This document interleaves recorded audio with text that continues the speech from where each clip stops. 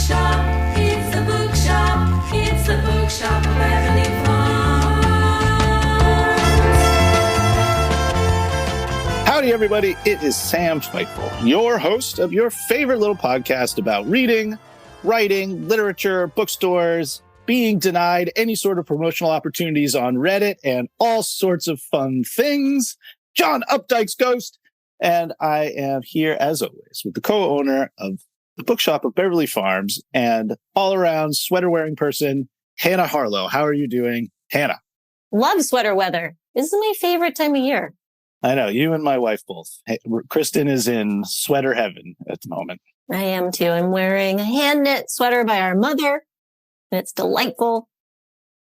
Oh, yes. And yeah, I'm just pretty happy with things. It's pretty much why you're the favorite child, is because you allow our mother to knit for you, whereas I do not. Correct. It's terrible. It's really bad. I used to have a sweater, but now I don't. So I'm sweaterless at the moment. You don't really like the feel of wool. I hate the feel of wool. I can't believe that people put it on their skin. It blows my mind. I don't know what to do. Also bitter because just before we started this podcast, I got a friendly little email from the moderators of r/podcasts on Reddit because someone deigned to post, hey, does anybody know any book-related podcasts? I just had my book group end, and I'm looking for a podcast that feels a lot like a book group. Does anybody know of one? And I was like, oh, I do. I mean, I'm sorry to be self-promotional, but this one is exactly how we designed it. It's like you asked for our exact podcast. If it's okay with the moderators, I'll put this in here. And they Not okay. sent me a message saying it is not okay for me to let you know that the exact podcast that you were looking for exists in the world. That message. Someone else has to say this podcast exists. You're not allowed to say it. Exactly. So if anybody wants to go onto our podcast and find the thread that says, hey, know about a book-related podcast, you could put in John Updike's Ghost. We would love that. Wouldn't hurt my feelings at all. We're not allowed to. Not allowed to promote it in any way. I'm also not allowed by Meta to do any advertising because the name of my band has been deemed a swear, and it knows that any account I create in the universe is also related to the Grassholes. So I'm not allowed to buy ads. And there's really only one place in the world to buy ads anymore, which is Meta. And as much as we would not like to give our money to Facebook. No, I don't want to do it. Like it's the great shame of my life that I want to give money to Mark Zuckerberg and he will not allow it. Wow. Really quite embarrassing. All right, let's talk about some books. Let's talk about some books now that I have vented my spleen. So as people will remember, I'm so excited for this. To read. It's a little bit, maybe I should have waited because it doesn't come out until February 6th, I realized. I know, but you were just so excited to read it. I was so excited. We had the ARC. So I have endeavored to read Kristin Hannah's new book, which is called The Women. And you would be forgiven for not knowing which women she was talking about, except there is a little, like on the cover of this ARC, there's like a helicopter with some tropical looking palm trees, which I think is like the universal symbol for Vietnam for reasons that aren't entirely clear. Like this could also be Florida, but I knew it was Vietnam by looking at it. We know, and you know, whatever, you read the little headline on the back and you know you're in Vietnam. Yes, exactly. So this is the story. So I've never read any Kristin Hannah ever. So I come in with zero expectations. Cool. Other than she writes giant books, and we talked about it last time that this last one, Four Winds, that she wrote, which was universally lauded. Both you and my wife were angry about because it was so depressing and miserable. It was so depressing and miserable, and then you get to the end, and I guess some people read the end as like uplifting. I don't know why. Because it just made me angry. So first I was like so sad and depressed, like, why am I torturing myself? And then you get to the end and then you're just mad. Right. Like, so I would say go from sad to mad. It seems to be a formula of hers, I guess. Okay. Well, so give a little background about Kristin Hannah. Many people know her most famous book is probably The Nightingale. Yeah, that's for sure her most famous. Which is a World War II story. And I did read that. And Who doesn't like a World War II story? Who doesn't? The world is bereft. And that's about sisters, and they have two very different paths in their World War II experience. But I actually really liked the ending of that. I thought the ending saved that book. And then, and what I like about her is that each of her books is just, she goes to a different time and place in history, right? Like, so it's not necessarily formulaic by any means, but she just seems to do a shitload of research. She does. One time and place, and then pick it, I think it's kind of cool. Like she has one in Alaska and she has one, whatever. It's not uncool. Like there was nothing about this book that I was not made angry because it's, I've watched a lot of soap operas in my life. I very much like soap operas. At one point, I considered myself a soap opera connoisseur. And this is very soap General opera. Hospital. Yes, this is very soap opera-like in that it seems like the only way that she knows to drive a plot is through bad things happening, right? So the next stage of the book is always created by some awful thing happening to this main character of hers, Frankie, right? She's done amazing research. I learned a lot. It's about basically the nurses who were deployed into the field in Vietnam and treated all of these mass casualties and were basically invisible. The U.S. government basically would say over and over again there were no women in Vietnam, but actually they did send a fair amount of these medics and also candy striper type people, over to Vietnam. And while they might not have seen frontline combat, they weren't shooting guns. It's not like there were lots of rules in Vietnam, and they're getting shelled, and plus just the trauma. You're seeing the horrors of just the aftermath of 50 people just came in, got napalmed. Obviously, huge amount of trauma. So the book is all about this woman, Frankie, who is privileged kid living in San Diego. She has a brother. The brother enlists because her family, San Diego is very military or whatever, brother enlists and gets this big send off. And it's, I think Kristin considers herself a feminist. I would say she's a first wave feminist. And so she's kind of detailing how, Frankie is expected to just go and get married and have babies. And she's watching her brother get feted going off to Vietnam. So she decides that she will enlist in the army as an army nurse and follow her brother to Vietnam. Whoops. Unfortunately, as a string of tragedies happens, her brother dies before she's even able to get over there. And so she gets over there and she's already dealing with the trauma of her brother dying. And then it's just every love of her life, gets killed in some way. I can't, at one point I was laughing out loud because I was okay, we've got 3 lovers dead, a brother dead, a miscarriage. It was just, just a slaughterhouse of, and I really like being tortured yesterday and was well, I'm reading A Little Life right now. And I was just why? Well, actually, there's a lot of A Little Life in it. Really enjoying it. Yes. And I was I think some people because she's a drunk. She gets addicted to pills.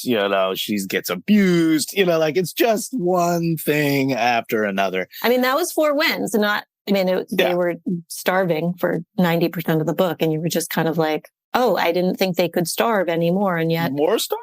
Yeah, there's more starving. Right. And then the end is, she basically just wraps it up and makes it not totally miserable in the last 50 pages of this, 450 page book, Cool. And so, I was laughing out loud. I was horse farm. That's great. I was hoping she would get a horse farm at the end, and it's literally the way, at the end, it's we got in a car and just drove. And then I found 27 acres in Montana and horse farm. Yay.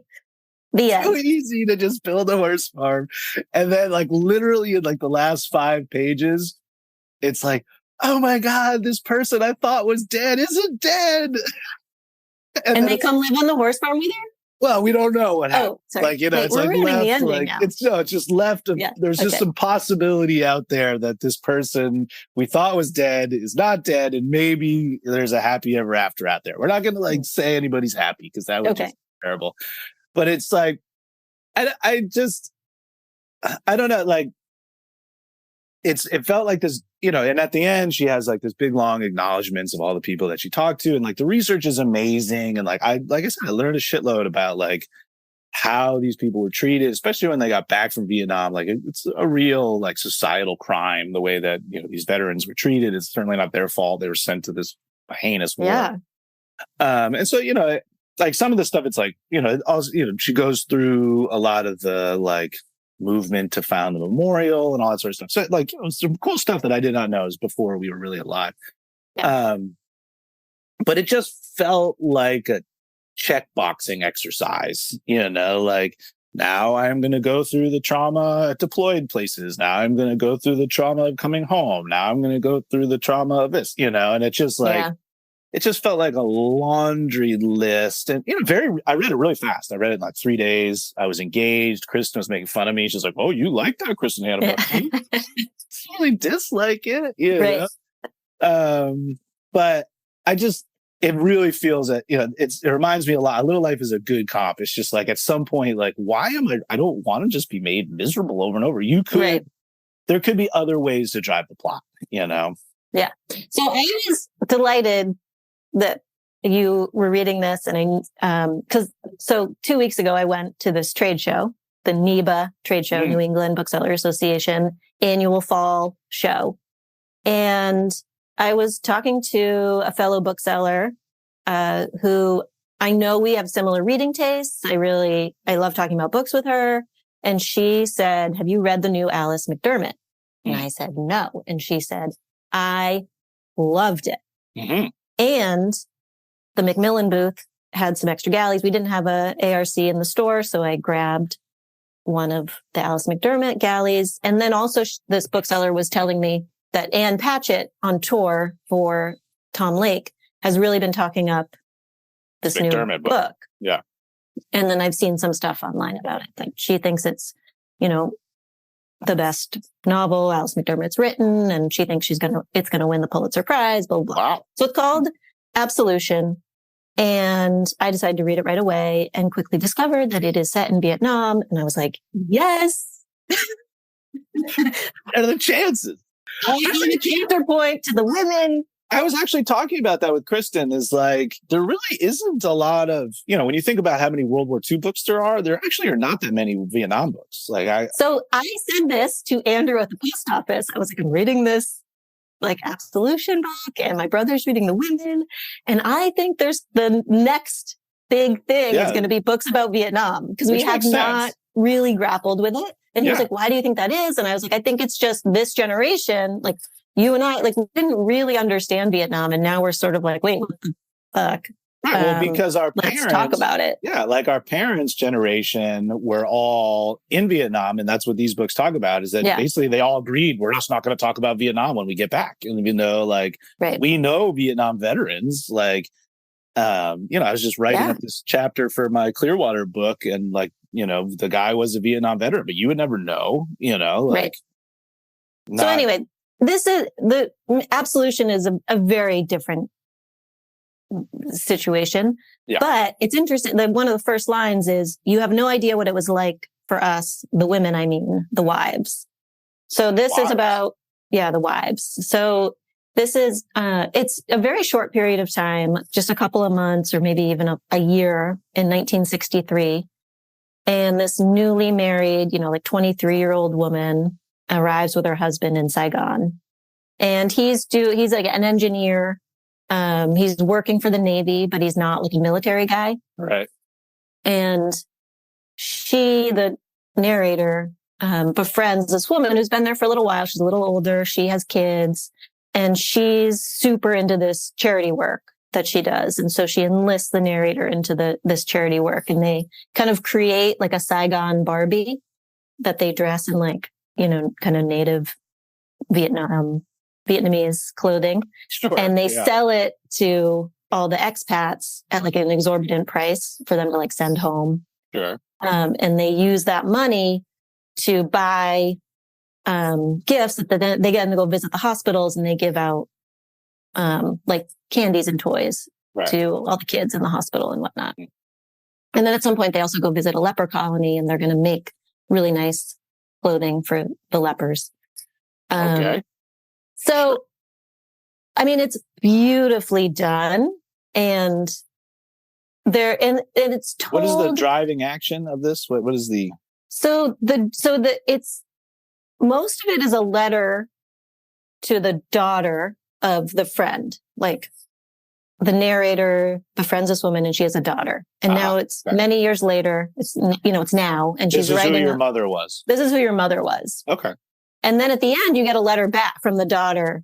So there are a lot of things going on. You get a more contemporary storyline of like the daughter had run into this other guy they knew in Saigon, and you get his story after. So it's not like the war necessarily, but what was interesting, what I liked about it was she was really grappling with, when we are attempting to help other people, are we really helping them, or are we doing this for ourselves? Like, what is charity work for? Yes. Yeah. Yeah. It's it's the argument that I make, that there are no selfless acts. Right. And that's what most of this book was about, really. That's kind of the driving idea behind it.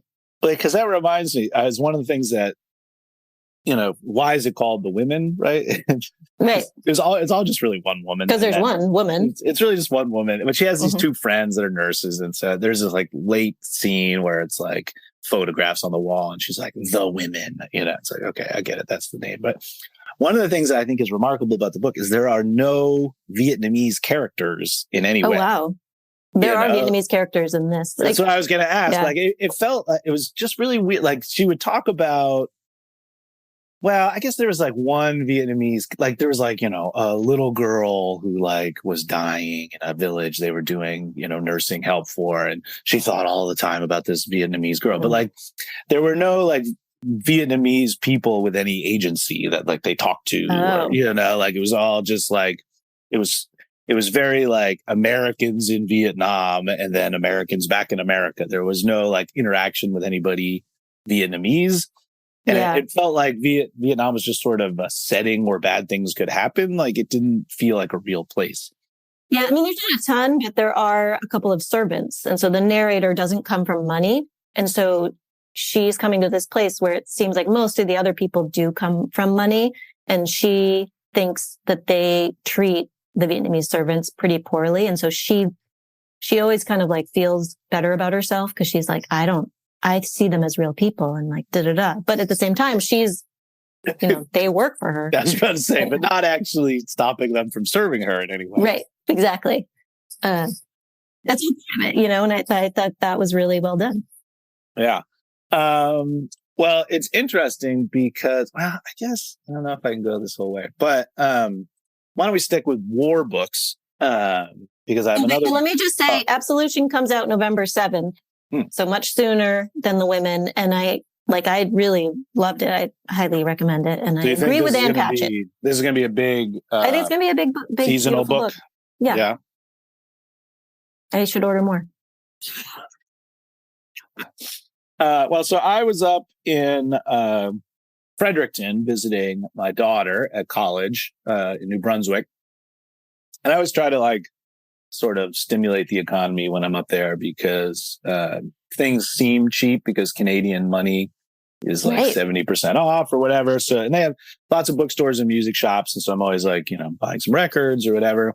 And so they have this great comic book store that's like nothing but comics and graphic novels. And so I'm like, I'm going to buy something in this place. Yes. But I was kind of struggling because like, it's like, if you buy like Marvel or DC, you're like, where era is this? And it's in the middle of a story. And like, there is so much Marvel. I don't even pay attention to DC, but in our Penguin Random House catalog, when I'm buying seasonally, it's like, here's the Marvel section. And I pass over it because it's just overwhelming. It was overwhelming. And so then they had this like indie graphic novel wall. Cool. And which, I think we've sort of talked about this a little bit. I do think the like alternative voices thing has maybe jumped the shark just a little bit, right? Like, Sure. so I'm looking at this wall, and every single graphic novel available is LGBTQ, right? And it's not like Pride Month or anything, it's just like every single one, Well, I mean, I don't think we should only do it during Pride, like sell them No, during I don't Pride think so Month. either, but it's like the whole wall, Right. And it's like all of the indie ones are all just about weirdos now, which is great. I love weirdos. We love weirdos. Yeah. Love weirdos, but like every single story is like, my gender changed or whatever. And it's like, okay, like I've read a lot of those. I just, it's not like I want a regular story, but it's like, I don't know. It's like, I don't think I know what you're saying. At some point, like, and it's funny because my next book I'm going to talk about is an LGBTQ book. So it's Sure. like, I mean, it's not like I don't want to read them. I just don't only want to read them. Right. Exactly. Like, I wanted to mix it up and read. Like, I actually have read like 7 straight books with gay characters in them, like, as the lead character, which is great, but whatever. Yes. And I wouldn't remark on it if it was 7 straight hetero characters, probably. So I get that, but whatever. Right.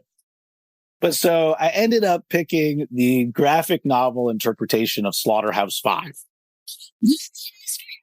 We do? Oh, it's awesome. I haven't like really looked at it, Right. but I love, obviously, not obviously, but maybe no one knows. I love Kurt Vonnegut. I love Kurt Vonnegut too. And, like reading, so I read Slaughterhouse Five a while ago now, but I read like Cat's Cradle like 3-4 years ago because Ruby was getting into Vonnegut and I wanted to like read some with her. And so this graphic novel interpretation, it's by Ryan North and Albert Montes. I don't know them, but I know Ryan North. He's actually a very popular online, character guy. He's got a big online presence. That's all I can say. Yeah. Well, it's pretty, right? It's really beautifully done. I think they, interpreted the text really, really well. It's like super appropriately strange and weird, when they go to Tremalfador, like, it's just like, I love the way the, aliens observing the humans is done. But like Kurt Vonnegut was a fucking genius. Like the stuff that is in here, like his commentary on American society, this was written in, when was it? I don't know when the original text was copyright.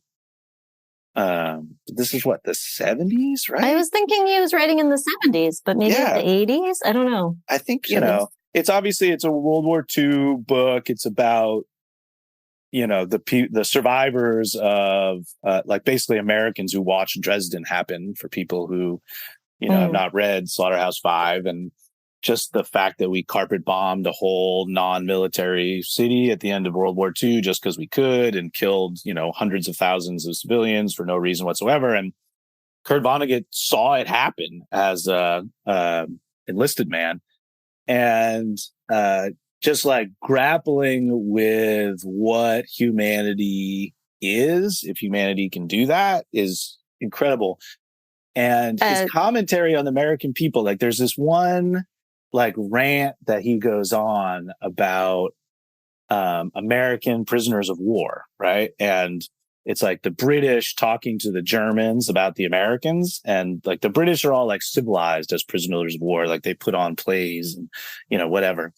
And the Americans are all like fighting amongst themselves and like scrabbling. And the British talk to the Germans. They say, you're never going to have to worry about organizing amongst the American prisoners of war, because they all hate themselves and hate each other and will screw each other at every opportunity and will never band together. So don't worry about those guys. They'll never be a problem for you. And it's like exactly what's going on right now. It's like, every American politician trying to figure out how they can feather their own nest without helping any other person whatsoever. Everyone's just out for themselves. It's brutal. It is brutal. And the way that Vonnegut lays it out, like it could have been written yesterday. It's just incredibly fresh. I mean, I don't want to get into the war in the Middle East, but like we're just, like let's talk about the Palestinian people. And like, is it okay to just, let's not carpet bomb them, actually? You know? No, you're not even allowed to. Like, I mean, I Right. guess it's kind of turning now. Like, you know, the first 2 days after the Hamas attacks were particularly bad.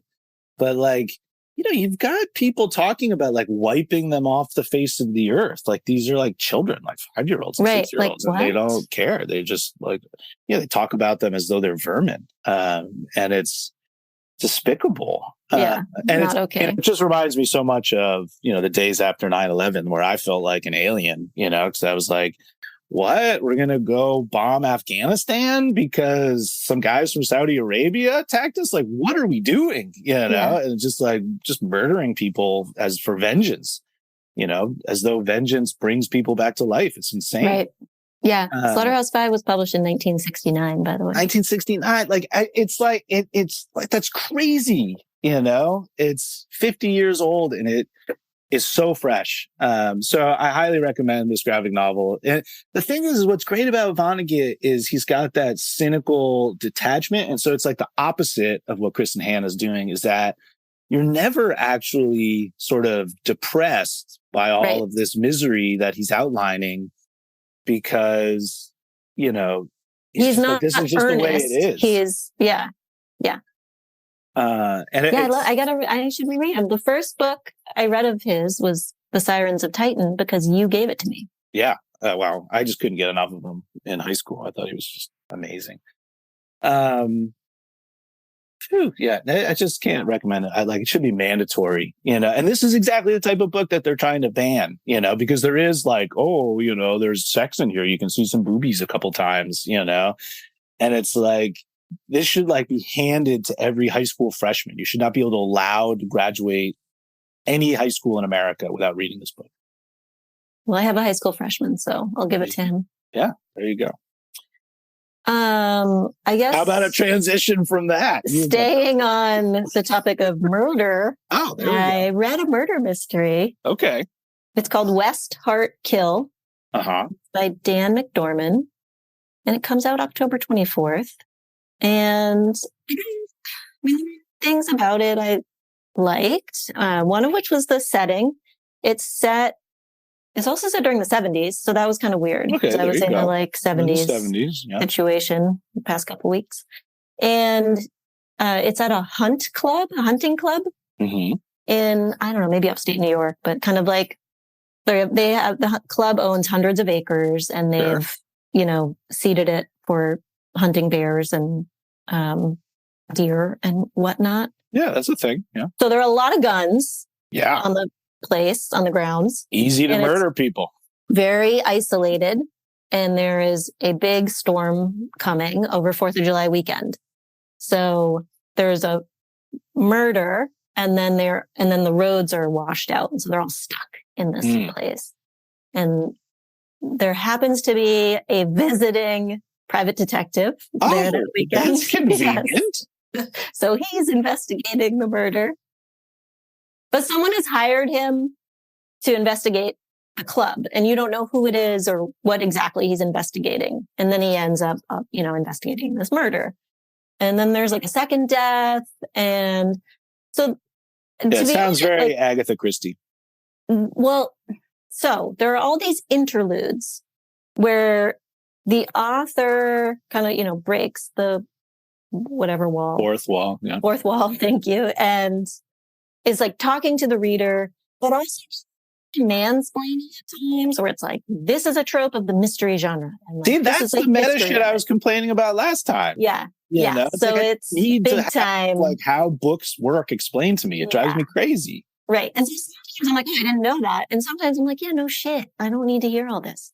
I think I wish the word trope was not allowed to be used ever again. Like, especially if you go online, everybody just takes this book and like, oh, this is the friends to enemies trope. And it's like, it minimizes all artistry as though like everything is paint by numbers. It sucks. Right. Totally. So I get towards the end of the book and I was like, well, how much actual mystery is happening? Like, I feel like most of this book is like all this meta shit. Yeah. And then I actually I'm not going to talk about the end because I don't want to give anything away should people choose to read it. I will just say I felt deeply unsatisfied and like a little cheated. Oh. But some people might really like it and want to grapple with what the author was doing. But I Wasn't personally didn't totally do it for me. Well, okay. So while we are in genre, Yes. I read, we've talked about how like literary romance is going to be a thing, right? And I'm not sure I've ever read like an actual book that was categorized as romance before in my life. Did you read? I'm so curious. Well, so I read this Stars in Your Eyes by Kacen Callender. Yeah. And so I did it because the cover is obnoxious. It looks like a YA book. It's an ARC. What is he? It's the they. Nominated? Kacen is a they. Yeah, they were nominated for something. They were nominated they won a National Book Award for YA stuff, right? So I was like... is this person? I don't remember this happening. I don't remember it either. The book that they wrote was... I think it was YA, right? It was definitely YA. But this book is not YA. Right. Why can't I remember? It just came out. We have it on the adult Felix Ever fiction After show. was the YA book. I do remember that book. Which is a big book. Right? I remember that was a big book. Right. But so one warning I will have for you is if you are like a parent who bought the YA book, this is not a YA book. This is a very much adult romance. Got it. And it's cute. I read the whole thing again very quickly, very readable. It is the story of two sort of, I guess, they're Black gay actors, but they're both like mixed race. And so they deal with like colorism a lot in the book. So there are two Black actors who have been cast in a gay romance. And they have been convinced by the publicists for a variety of reasons to fake a romance to help the publicity for the book. And then lo and behold, never saw this coming. They actually do fall in love and, I'm shocked. Yeah, I know. I didn't see it coming.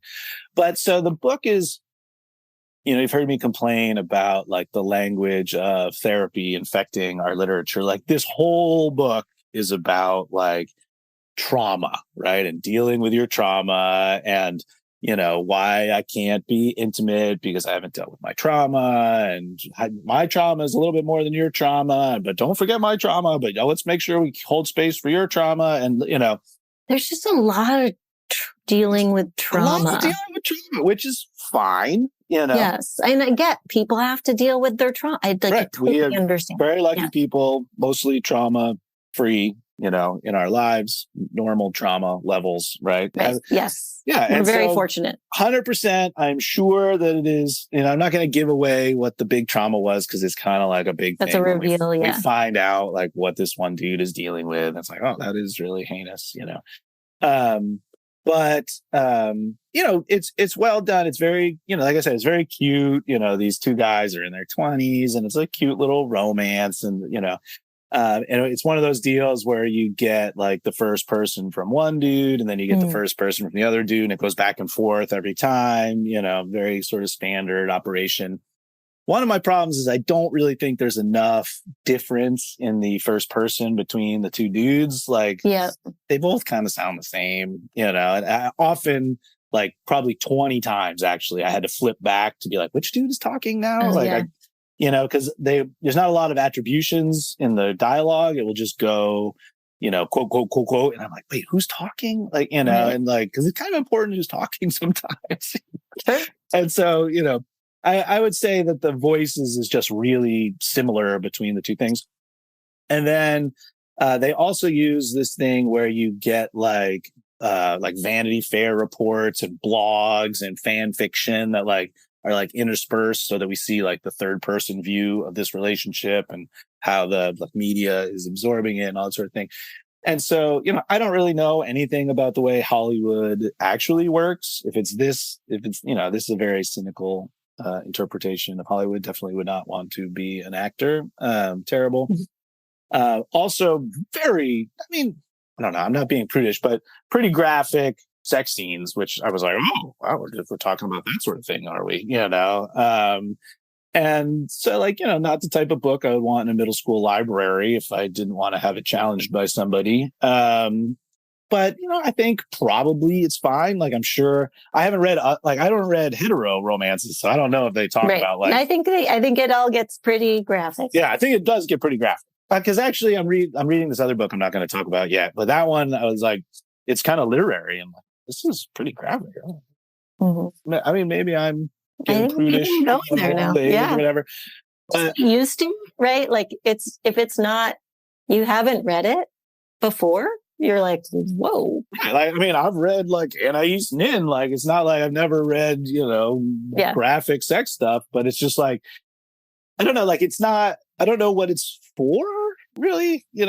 I guess, like, I think it's it's titillating. I was just going to say that it's titillating, it's and titillating, I think some people are looking for that in their books. I mean, that's it does every once in a while. Like, so I think Kacen does a pretty good job of trying, because the trauma is part of the thing, tries to make the sex scenes like integral to the plot in terms of like this particular type of sex triggers this particular type of trauma, and yeah.